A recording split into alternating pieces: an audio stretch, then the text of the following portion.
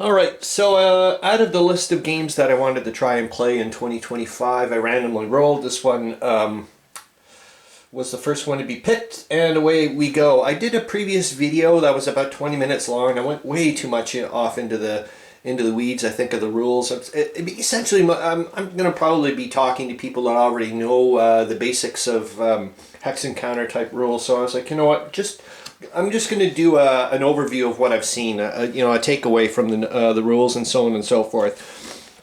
So this game's Tannenberg. It's the test part of the test series games number 8. It was made in 1969 by Jum Dunnigan, and he was also the designer for Avalon Hill's 1914, which covers the Western Front. And I found that out due to the fact when I'm reading his notes and the optional rules, mentions that you can combine them if you want, even though the Western Front map is 1 hex to 16 kilometers. This one is 1 hex to 24 kilometers, which also is now going to bring into another thing, a takeaway, which is pretty darn close to the Der Weltkrieg hexes, which is 1 hex equals 20 kilometers. And coincidentally, again, this map is more or less covers, I'm not going to go around it, we'll see some other parts when I do some of the playthrough. This is essentially the two maps from the 4-5 or whatever, and 5-5, I guess, or 4-6 or whatever, how it goes.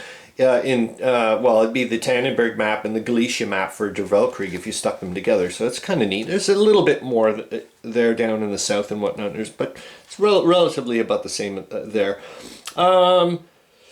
There's relatively a small number of pages for the rules, and they seem very similar to what I'm used to. There's not a lot of terrain to deal with, as you can see here. This is just rough. The black area is, non-passable area. Here's the river. Here's some rail lines. I still have to read up a little bit more about the rail lines. You can see the forts here, hopefully, and it's so it's like ring forts. Each hex side is considered a fort. So some of the hexes or some of the areas may only have forts on certain sides of the hexes. There's no zones of control in this.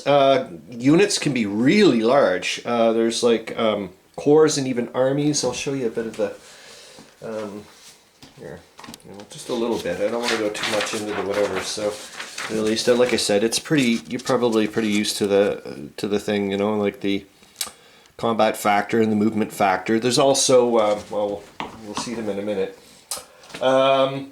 There's cavalry, and they seem to be only used for defense. So essentially, what I decided to do for both sides was just put the cavalry in the cities. I just thought it would be a good idea. And artillery, which only the Russians have no defensive value. They're only used for attacking purposes. A few more notes here that I popped in here. All the sides have different rail capacities, with the Germans having also a longer range. I think of 25 hexes, where the other two sides only have 20 hexes. Only the German and the Austro-Hungarians can extend rail lines. In other words, convert Russian rail. And they use engineering units, or EB units, or railroad repair units, or whatever the heck they're called in Tannenberg. In Tannenberg. I'm just still thinking Der Weltkrieg, sorry.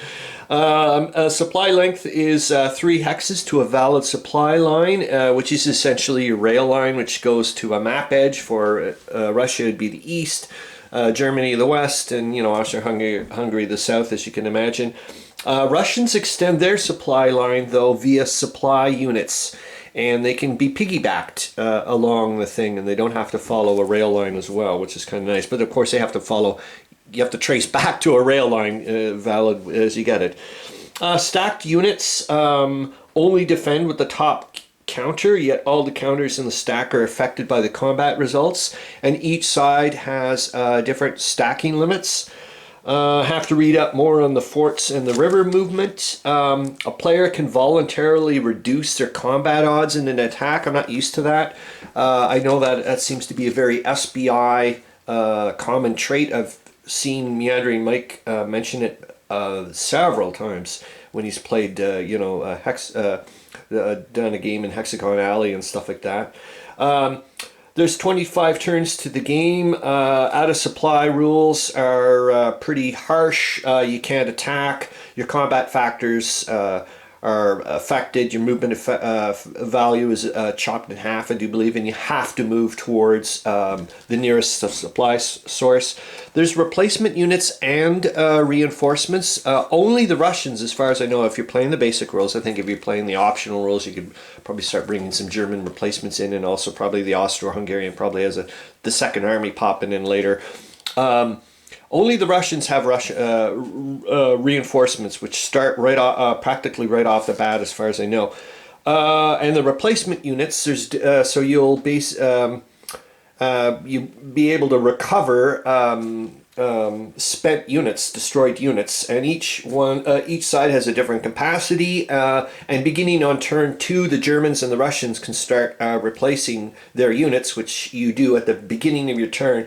The poor Austro-Hungarians over here don't get to start to do that until turn 5. Setup was fairly straightforward. They said, you know, you've got this many 6s if you're the Austro-Hungarians, you got this many 4 D3s, you know, for the cavalry and so on and so forth. You're not allowed to pop them in, on a hex, a border hex, which are the dots there, that type of stuff. Victory conditions are based on a tally of destroyed units and controlled cities, with unit types and cities having different values. I'll just show you very quickly if you want. So that's, hold on. But you get I mean, like I said, it's, you know, the basic stuff.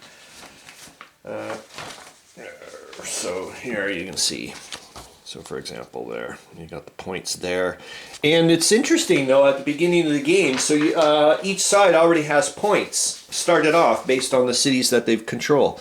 So that, like they say at the very beginning here, at the start of the game, the German Austro-Hungarian side is actually winning 235 to 195. But you get the idea, and then there's the optional rules.